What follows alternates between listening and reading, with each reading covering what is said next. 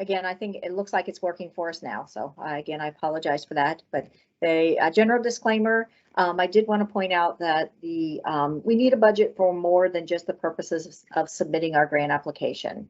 Our budget is our guide for our program. Okay, it is our planning tool. Okay, and it also forces us to actually sit down and look at, okay, what are we doing? How much is it costing us? And what decisions do we want to possibly make in the future based upon what money we have available and how we are spending that money? So again, a budget is for many purposes. Sometimes there can be some issues that we need to make sure that we are addressing, okay, during our annual budgeting process. Okay? And we want to make sure that we are looking at, okay, are we going to be changing our services in any way? Okay, are we going to be reducing service? Okay, are we going to be adding new service? Are we going to be possibly extending or discontinuing some services that are actually profitable to us? Those purchase of service contracts. Okay, are we going to continue with those? Okay. And also, if we're going to continue with those, are we going to raise or lower the rates that are being charged either for those contracts? Are we going to consider any fare increases? Those types of things. We also need to be thinking about some uncontrollable factors. Okay. For instance, the vehicle shortages and the part shortages. Okay. That could very well, quite possibly, be greatly impacting what our budget is going to look like moving forward, because if we are paying more for parts, if we are having to keep vehicles in service longer with higher maintenance rate or costs, those kind of things are all need to be considered during budgeting time. So basically the budgeting process, okay, is we're looking at historical and other information to determine what our estimated revenues and expenses are going to be. I do want to point out that that should be based upon, as I mentioned before, looking at information and about our service and how our service is possibly going to change over the course of the next year, in lieu of just taking last year's budget and say, okay, our budgeting process is we take the prior year budget and increase it by 3%, 5%, whatever. Okay, it needs to actually be a process by which you are really looking at things and evaluating and are able to justify and explain any changes to a budget, okay, proposed budget for the next year. So we're going to look at our, again, estimated agency cost, including our overhead cost, okay, including those indirect costs. Okay, maybe we are then working on preparing our indirect cost allocation plan. I have a couple slides a little bit later, but again, if you're going to claim indirect cost, you are going to either have an approved indirect cost plan that is going to identify a certain percentage that you're going to be eligible to claim and should put in your budget for indirect costs, or you're going to use that 10% de minimis rate that was mentioned on a previous session. Okay. The 10% de minimis rate is just that. It's a standard 10% calculation that is based on 10% of your modified direct cost. So we're going to take that information then, and we're going to prepare our budget. Okay. Want to look at three major functions for this budgeting process. Okay. We're going to be looking at planning.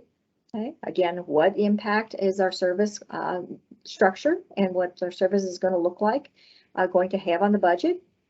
Okay. Coordination. Okay. So coordination possibly with other services within your organization. Okay. And also this function of the budget is going to give us a method by which we are going to be able to manage and control things. Okay, and by manage and control things, I mean that we are looking and monitoring what our budget is based upon our monthly financial reports, so that I know that, hey, I'm way over in salaries. I'm going to need to do something about this, whether it be hiring more people to eliminate some of the overtime or looking at some service reductions. Some of the considerations then for our budgeting process, okay? We want to, again, associate the organization's mission, vision, values, and look at our overall organizational goals and objectives to make sure that we are accomplishing that. Okay.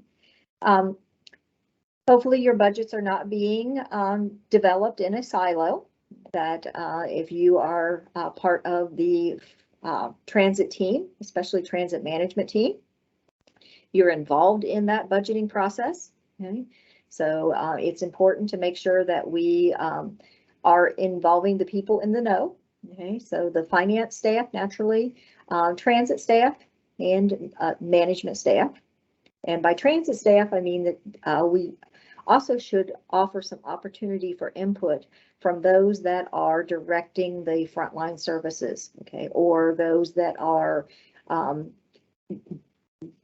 doing the maintenance, responsible for maintenance of vehicles, those types of things. Okay. We also want to determine a time frame for the budget. Okay.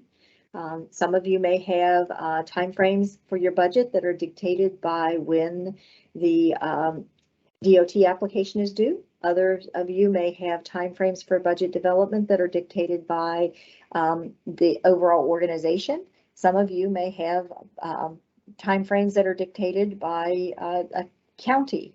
Okay? So again, that's important to consider. Sometimes you may be working in 2 different years. So again, with that budget preparation, we're going to analyze the goals and objectives of the organization, okay, making sure that we are remaining consistent with those. We're going to be doing a very good justifiable estimate of our revenues and our direct expenses. And then we're also going to look at our overhead cost, okay, and those indirect costs. So we want to be looking at all of those things when we're doing our budget preparation. It's very important that we are capturing what we call our fully allocated cost of doing service. So all of the costs that would be associated with our program, we want to make sure that we are accounting for and budget preparation, okay, so that we don't get any surprises later on that we have expenses that we had not considered, that we're going to have to try to raise additional revenue or do some budget modifications for. Okay. The same as we are estimating our expenses. As I mentioned before, it's important to make sure that we are looking at what our revenues are, okay, whether it be from a governmental organization, whether it be from a community foundation, okay, whether it be fares coming in, okay, we're looking our purchase of service agreements, okay. We're looking at making sure that we, again, are truly evaluating and not just putting numbers on paper, because we need to come up with we have $1 million budget, so no, we need $500,000 worth of local match. Okay, we need to make sure that it is true numbers as much as it can be.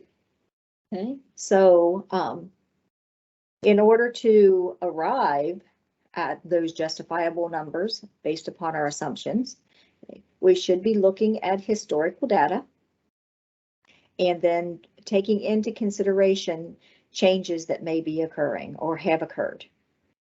Again, not to bring COVID into every discussion, but COVID had a very huge impact on local revenue coming in for purchase of service contracts. And when people were no longer going to services, Okay. Then that impacted our purchase of service agreements often heavily, and some of those have not yet recuperated. So again, it's important to look at the facts, okay, and then take the information and put it into a actual budget form, okay? So that you can again look at your overall budget and the numbers. We want to make sure that we are analyzing each of our programs. Okay.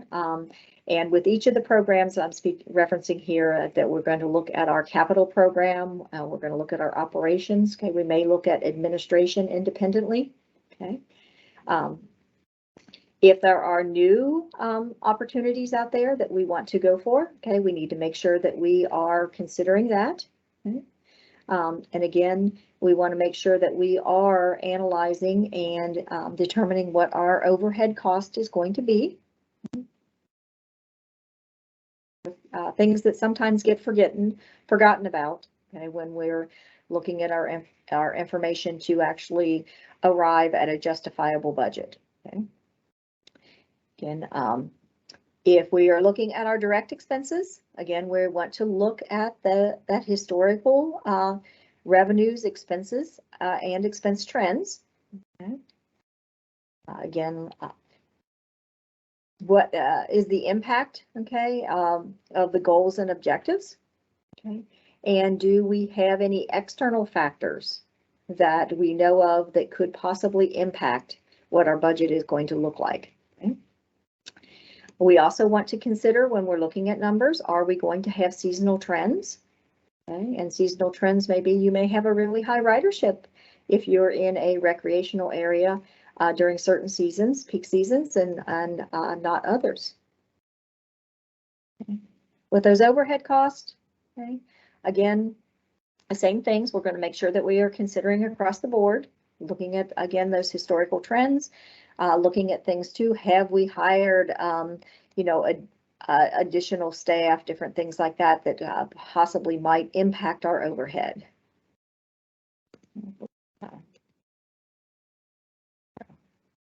We also want to make sure, again, that we are developing independent budgets for our capital projects versus our operating projects. Okay.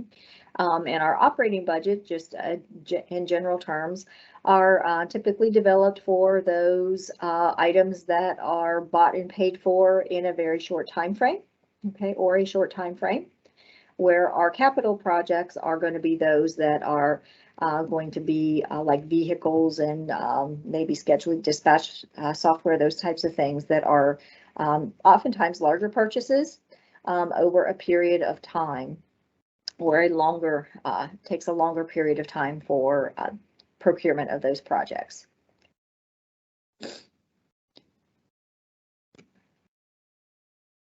Okay.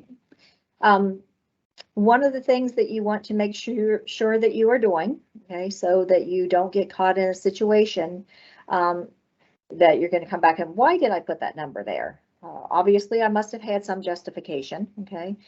You want to make sure that you are listing your assumptions for the information that you are using in your budget, okay? And documenting those assumptions is going to help you determine if those assumptions are correct, okay? Whether it be with future monitoring or again, giving you some pause for thought when you come back about, oh, you know what, I'm going to second think that, or give that some more thought, because I think I should have used this calculation in order to arrive at that number. So justification is also going to be required if you're changing your budget, whether it's going up or down when you're submitting your information for your grant application. So again, it's very important to make sure that you are documenting why you are landing on the numbers that you are. Some categories that we should consider, okay, when we are documenting those assumptions. Again, am I going to have changes to my revenue?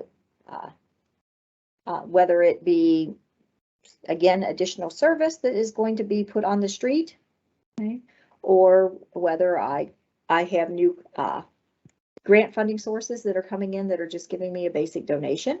Okay. So with that, again, some method for calculating that forecasted revenue. So if I think that I'm going to take on a new purchase of service contract, okay, that is going to need to know, okay, how many hours of service or how many miles do I envision that that is going to service am I going to have to put on the street to accommodate that new purchase of service contract, okay? Using some type of fully allocated costing model to determine this is what the cost should be per mile, okay? So this is what my revenue needs to be, okay? So again, that gets at your method of calculating your forecasted expense, okay? Because again, if you're putting service on the street, there's gonna be have to be a balance there. You're gonna bring in more money, but you're also gonna have more expense. Okay? So, and making sure that you're capturing both sides of that, and as accurately as possible. Okay. So then it comes time to put it all together. Okay. So we are going to have an overall project budget. Okay. And that budget may be all inclusive and show both your operating and your capital budgets. Okay. But then within that, you may have you will have grant program budgets. Okay. So you want to make sure that you're keeping your operating budget and your capital budgets clearly identified, so that if you need to pull out revenues and expenses or detailed information for each of those budgets, you can easily do so. Your accounting software is set up so that it can account for each grant independently or each program independently. Okay. It's also important when we're putting it all together to be thinking about the GDOT budget form and our invoice that we're going to have to submit, to make sure that we can have consistency with that invoice and the invoice accounting categories and reporting categories.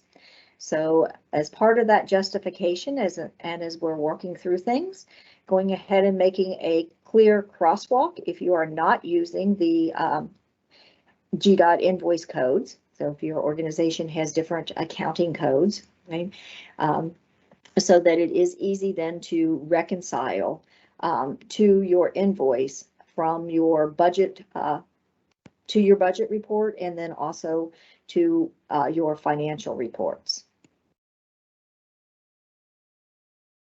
So once we have our budget together, okay, I just want to point out that we're going to use that budget as a control measure. I mentioned control before.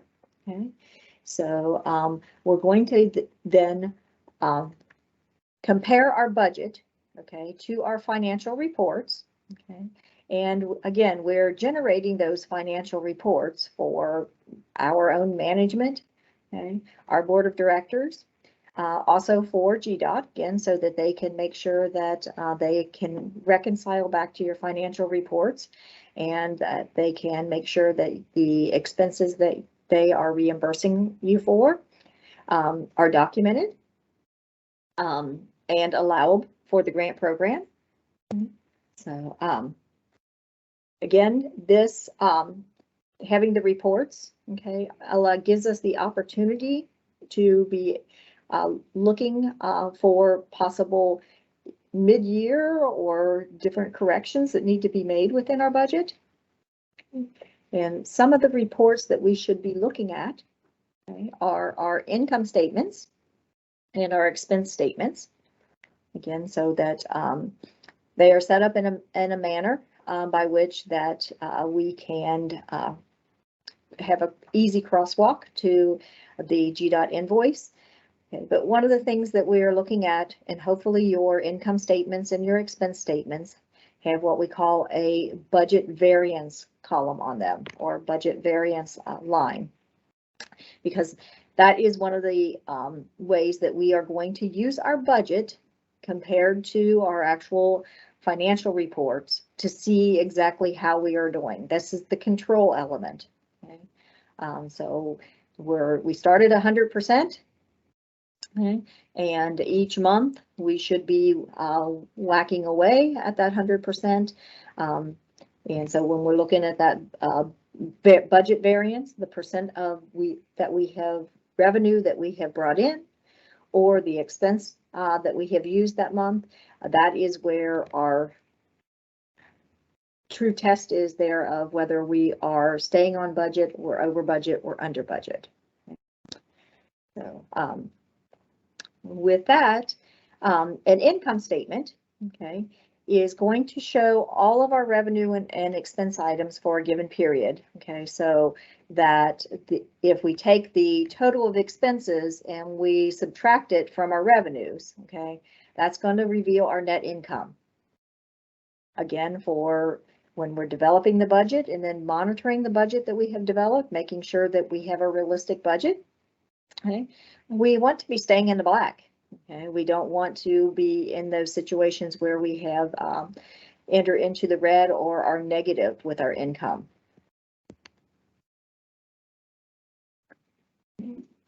So I want to point out that when we are looking at our income and revenue and expense statements, okay, we want them to contain at least two comparisons. Okay, we want to look at our current period versus the same period last year. So again, that we can see how that we're doing.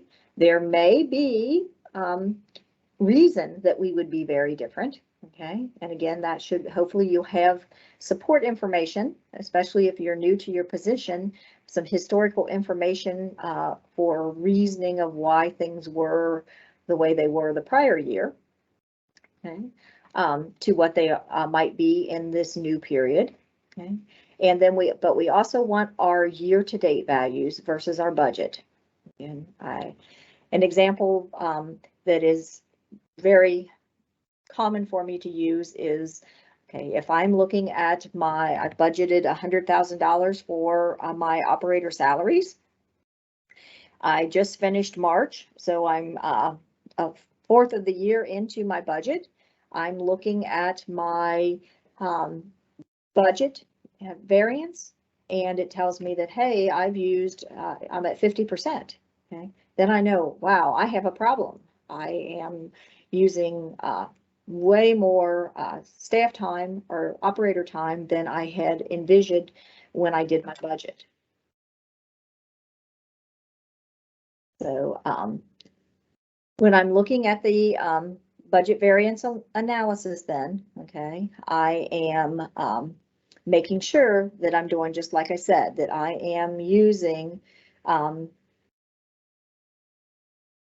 really analyzing the information that I have at hand. Okay.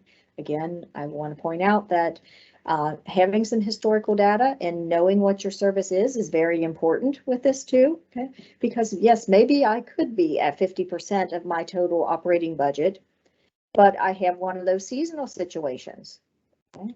And I'm in the peak of that seasonal situation that, but I know based upon the historical data and other information that I have,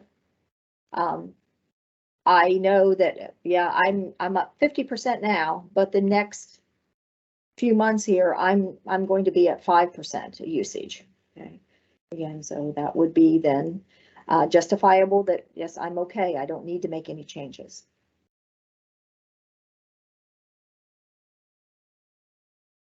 With that review of our budget variances and the variance analysis, okay, said that gives us some lead time, okay, before we are in a situation of we're having to shut down service or whatever to make those significant changes.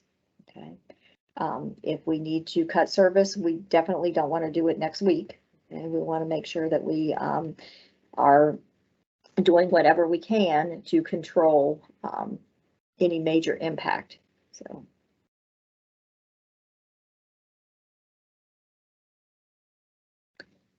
again, with that variance analysis, we're looking at differences within the budget and what our actual expenses and revenues are. Okay, and some of the things that are good, okay, is if we actually have higher revenues and lower expenses. Things that are bad are just the opposite. Our revenues are not coming in, but our expenses are higher.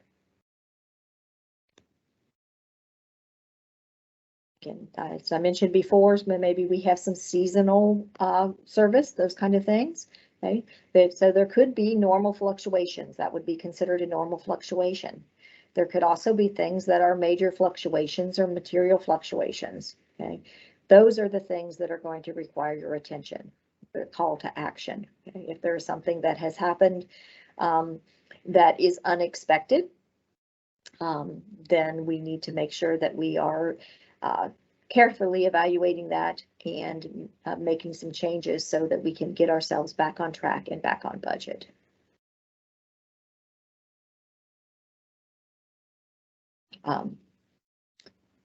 Again, some of the things that it's going to help us do, okay, and some of the tools that we can have that our budget is going to help us identify problems. We then may have to identify some solutions. Okay. And those solutions could look in many, many ways. Okay. So if we are going back to our board of directors and say, okay, this is our situation, and here are some potential solutions. Again, when we're looking at things, we don't always want to just think of one solution. Maybe there is some method by, if we're over budget, having some more money come in. Okay.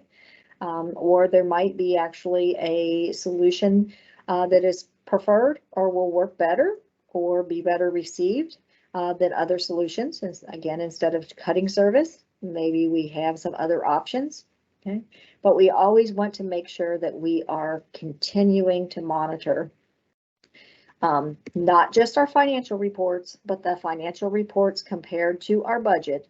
So again, that is why it is very important that when you are developing a budget to begin with, that it is a realistic budget, okay, that you're not just putting numbers down based upon what your budget was last year and increase it by a few percent. That might be the outcome, okay, but you want to really take some time to think and understand and develop a justifiable and reasonable budget. Again, we're going to use that budget variance or the variance analysis to let us know when there are problems. Again, that may be a very simple thing that, okay, yep, we know that's going to happen every year. Okay. And then, but when is a major variance or something that is unexpected, okay, we're going to look at what the possible solutions would be. Okay. Again, when we're developing budgeting tools and budgeting monitoring, okay, it's always good to have what if scenarios. I actually, as a transit manager, had a tool that I used every month. It got automatically populated. That was just this: what if scenarios. I had all my expenses and revenues by program, and then down at the bottom I had a best case scenario and worst case scenario based upon what the fluctuations were in my budget. With that, it is always best to have at least monthly reports that you are doing a thorough analysis of. And that is so that we can identify the problems early on, if there would happen to be any problems, okay? If we need to do a budget revision. Okay? It's not to say that, that we can't go back and do some budget revisions and move some money from this line to that line, those kind of things. Okay. And also, if we do have to make some major changes, okay, it gives us the opportunity to get a quick start on that. Okay. And it also gives us the ability to respond to problems before it's too late. Okay. Hopefully none of you will ever be in that situation, but I have worked with transit systems who did not monitor what their budget was, okay, and actually ended up with very little notice, okay, shutting their doors for a period of 3 months to their customers. Okay, not a situation that you want to find yourself in. Okay? And there have recently been some services, transportation services in other states, not Georgia, that some of you may know of that have hit the newspaper lately with the same exact scenarios. That they, didn't have their pulse on what was happening actually with their overall budget and their financial reports.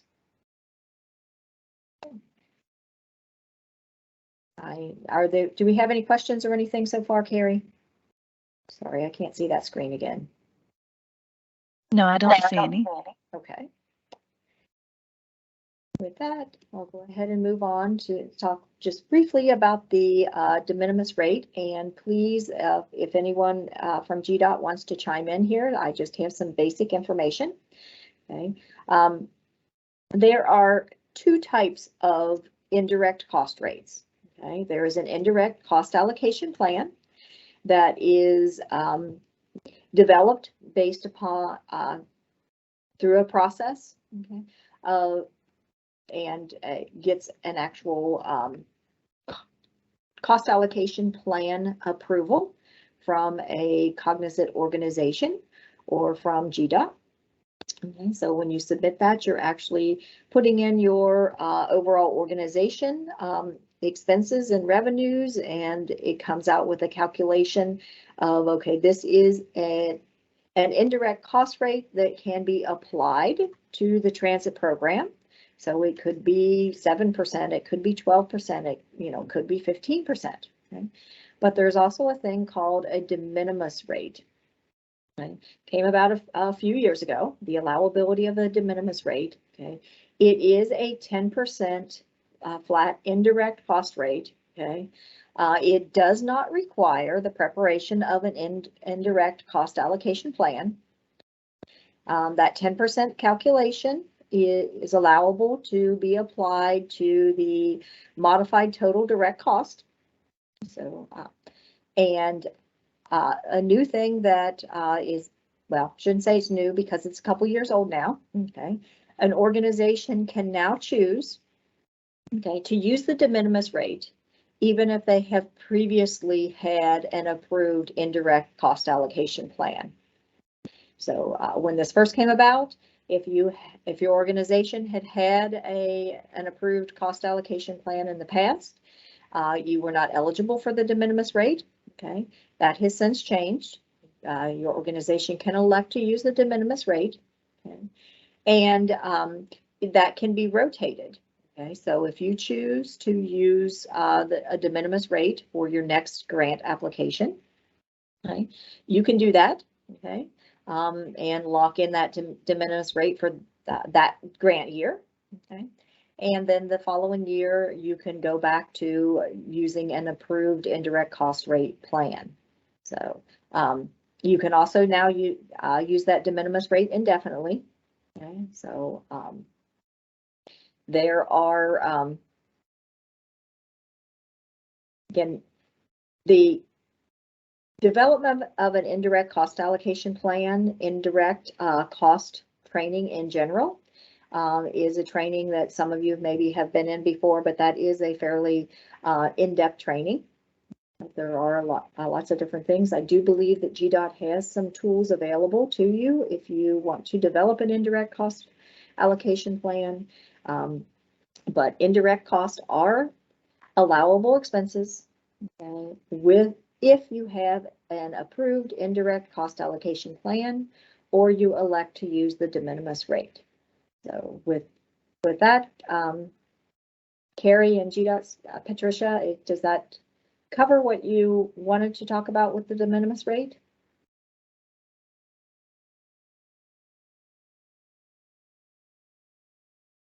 Yes, it does, Julie. Okay. We can open it up if any of the sub-recipients have any questions on it.